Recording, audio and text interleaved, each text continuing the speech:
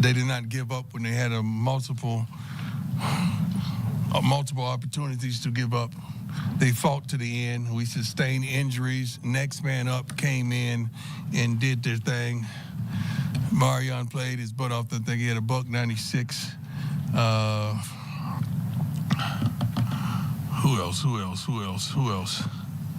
Several guys played. Kamani came in and contributed tremendously. He did a great job going in. Still had some special teams weren't special. As normal, we got to fix this. We say this every week, but we truly got to fix this one way or another. Running game showed its face, and you see how better the offense flowed with the running game. We still getting out to tardy starts. We got to come out ready to play it. I don't know. I got to fix that myself personally. We can't come out and make a surge, and right before halftime, then we start saying, okay, we're in the game. They played wonderfully. The quarterback was resilient. They ran the ball. They had hit us with some big play screens and some backside things.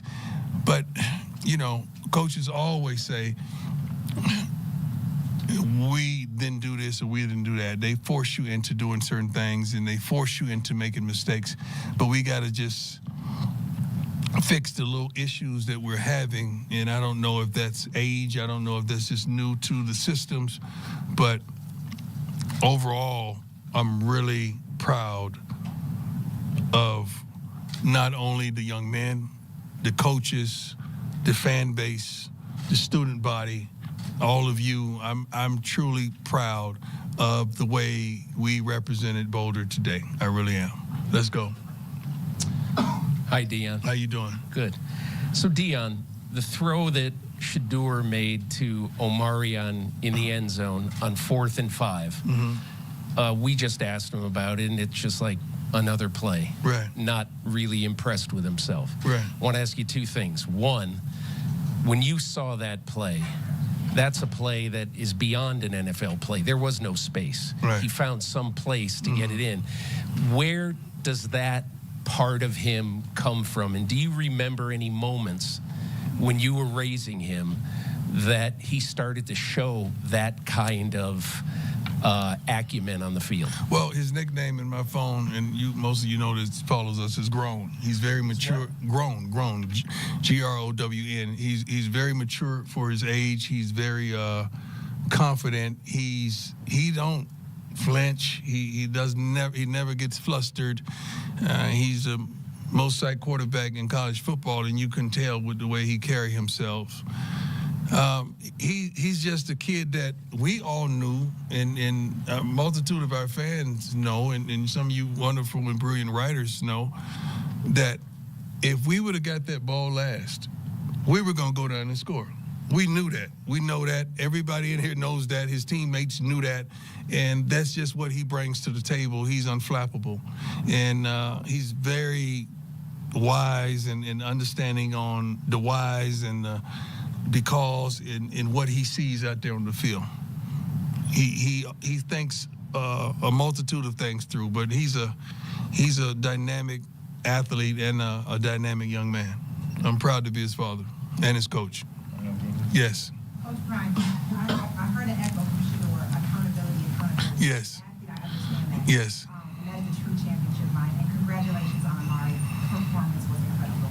In the locker room, is that an echo among everyone, holding themselves accountable? Well, not early on, no, not whatsoever.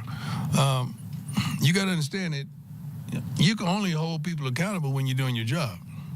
You can't go around here holding everybody accountable when you're not doing your job. So the more that these young men do their jobs and do it like the expectation that we have of them, then they can hold others accountable. But they're tremendous reluctant. It's only a few guys on this team that consistently, you know what you're going to get week in and week out, as well as practice. So once that continues, I didn't think we was going to get that from Mario. I ain't seen that yet. No, I mean, he hadn't practiced well. That's why he hadn't played.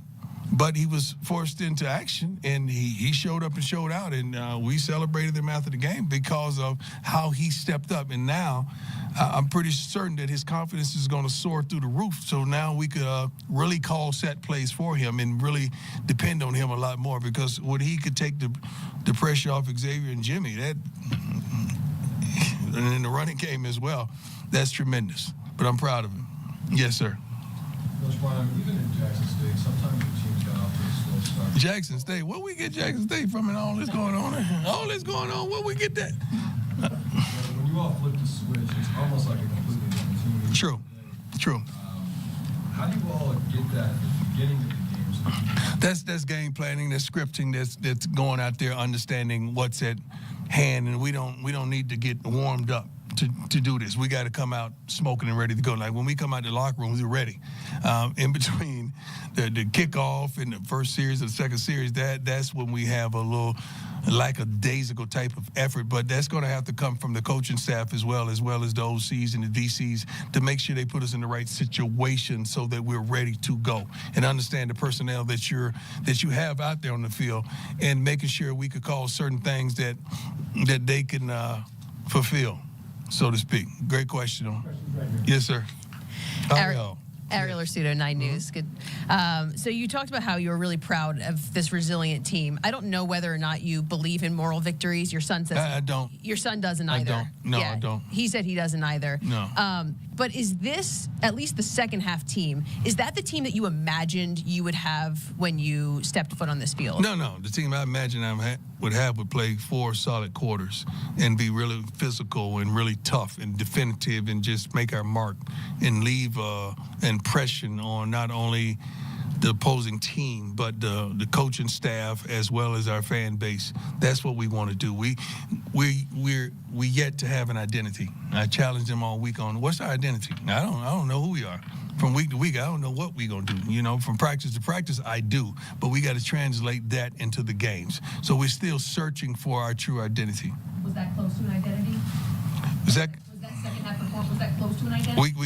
We gave up points. We're still giving up points. We got to stop giving up those type of points and spotting teams. You don't want to do that. We're too vulnerable. But in saying that is no excuses whatsoever. But 3 starters short in the secondary.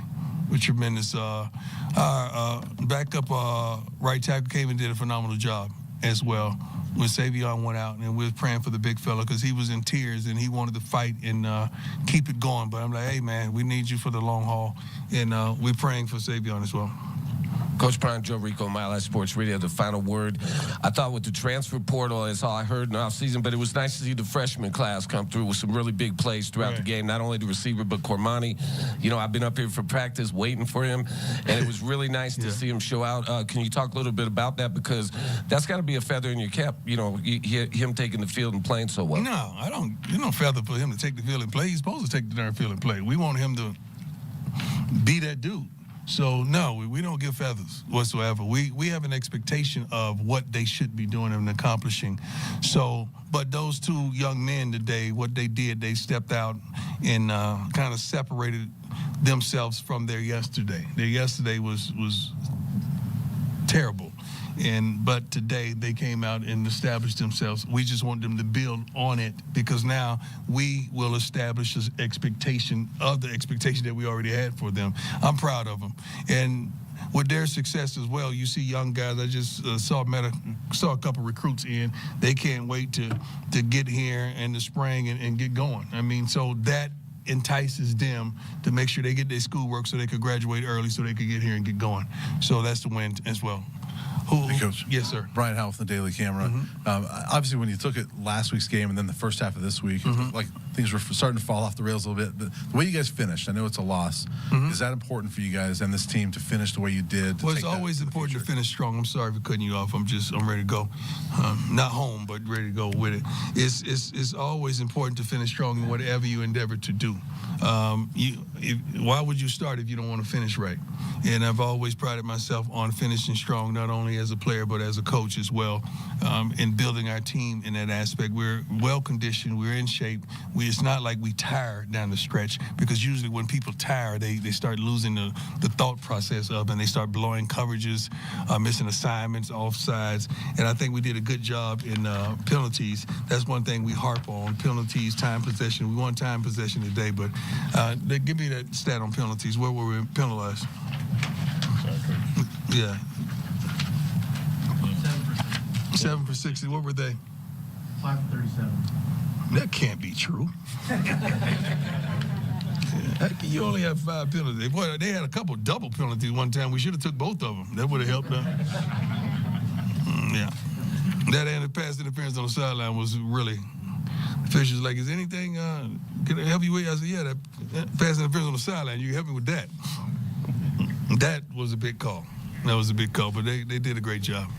Colorado coach Deion Sanders speaking after the Buffs lose 48-41 to USC. Big underdogs going into that game, but they end up losing by 7, so they cover, and of course the over hits. Now at 3-2, they're now looking ahead to Arizona State, who they play next week on the road. For that one, you would have to think the Buffs would be favorites there. They are on a 2-game losing streak, though, but then they get Stanford after that. They finish the month at UCLA.